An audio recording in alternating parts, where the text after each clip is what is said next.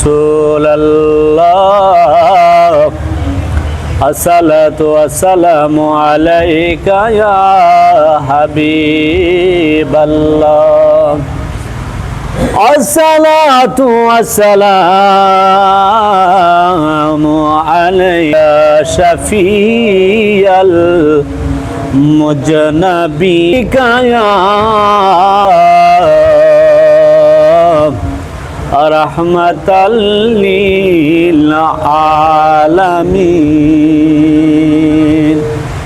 উপস্থিত সম্মানিত আহলে সুন্নাত ওয়াল জামাতের সম্মানিত সভাপতি, প্রতিষ্ঠাতা, সেক্রেটারি, ক্যাশিয়ার এবং আমার প্রাণপ্রিয় নবী প্রেমিক, আল্লাহ প্রেমিক, রাসূল প্রেমিক, ওলি প্রেমিক আমার সকল সুন্নি মুসলমান ভাইদের প্রতি আমার আন্তরিক সালাম ও অভিবাদন। আসসালামু আলাইকুম ওয়া রাহমাতুল্লাহি ওয়া বারাকাতুহু। ওয়া আলাইকুম আসসালাম ওয়া রাহমাতুল্লাহি ওয়া বারাকাতুহু। আমরা এই জন্য শুকরিয়া জ্ঞাপন করছি আল্লাহর, সুখে হোক দুঃখে হোক সর্বমুহূর্তে সর্ব অবস্থায় কার প্রশংসা করব? আল্লাহর। কার করব? আল্লাহ। লা ইন শাকারতুম লা আজিদান্নাকুম ওয়া লা ইন কাফারতুম ইন্না আযাবি লা শাদীদ। আল্লাহ শুকর আদায় প্রতিটা মুহূর্তেই আপনার হোক কষ্ট হোক দুঃখ, আল্লাহ শুকর আদায় আমরা কবে বৃদ্ধি করে দিবে, জোর বলে। আর যারা শুকর, আল্লাহর কঠিন শাস্তি আযাব আল্লাহ পাক যেন আমাদেরকে মুক্ত করে, এই আশাই প্রত্যাশা করছে। এবং আহাতাল আশিকিন সিরাজাম মুনীরা নবী মুহাম্মদ রাসূলুল্লাহ সাল্লাল্লাহু আলাইহি ওয়াসাল্লাম। আমি কয়েকটা কথা বলবো। সতর্ক আমরা থাকতে হবে এখন, প্রতিটি মুহূর্তে, প্রতিটি ক্ষণে, প্রতিটি মুহূর্তে, প্রতিটি ক্ষণে আপনি আপনার নিজ দায়িত্বে আপনার দেহ, বডি, আপনার ঈমান, আপনার সমস্ত কিছুকে রক্ষা করার দায়িত্ব তো অবশ্যই আমরা গ্রহণ করে নিচ্ছি ইত্তাকুল্লাহ, আল্লাহর উপর। এরপরও আপনি সতর্ক থাকতে হবে। বিদেশ হোক, প্রবাস হোক, দেশে হোক, কাম কাজ যেখানে আছেন, আপনি নিজকে নিজে খুব খুব বেশি বেশি করে বর্তমান প্রেক্ষাপটে আপনাকে সতর্ক অবস্থায় পা দিতে হবে, কদম দিতে হবে, ইবাদত বন্দিগিতে যেতে হবে। সমস্ত কিছুতে আমরা কি করতে হবে? অগ্রসর হতে হবে। বাবার কাছে ছেলে এক সেকেন্ডের জন্য নিরাপদ নয়, আবার ছেলে মেয়ে বাবার কাছে কখনো এক সেকেন্ডের জন্য বর্তমান প্রেক্ষাপটে নিরাপদ নয়।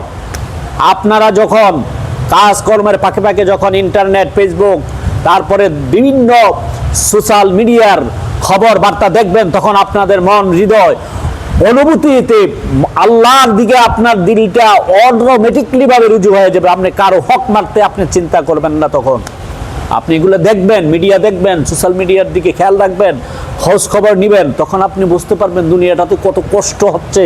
দিনের পর দিন, দিনের পর দিন, যত দিন যাচ্ছে ততই দুনিয়াটা কি হচ্ছে? কষ্টের মধ্যে নিপতিত হচ্ছে। আমি গত পরশুদিন দেখেছি আপনার একটা মেয়ে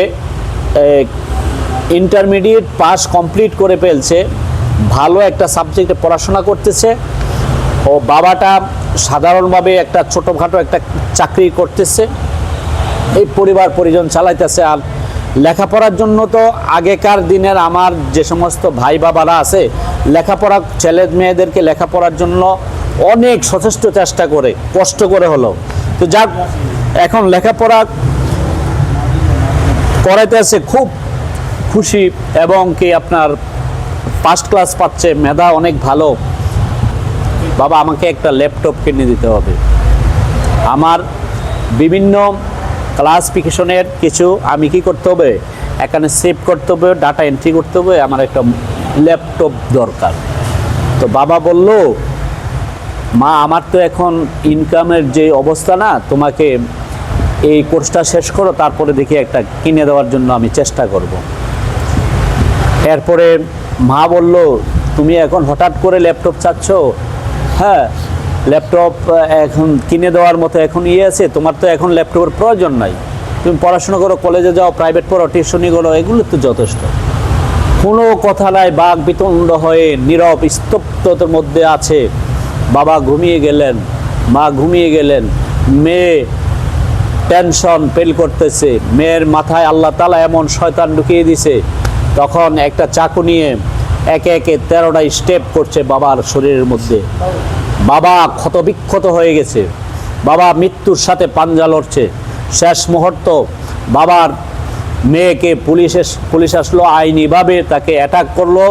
বাবা বলল, আমার জানটা যতক্ষণ পর্যন্ত থাকবে, আমি আপনাদেরকে অনুরোধ করে বলছি, আমার মেয়েকে কখনো হ্যান্ডকাপ পরাবেন না। আমার মেয়ে ভয় পাবে, আমার মেয়ে চিৎকার করে উঠবে, আমার মেয়েকে কষ্ট দিবেন না।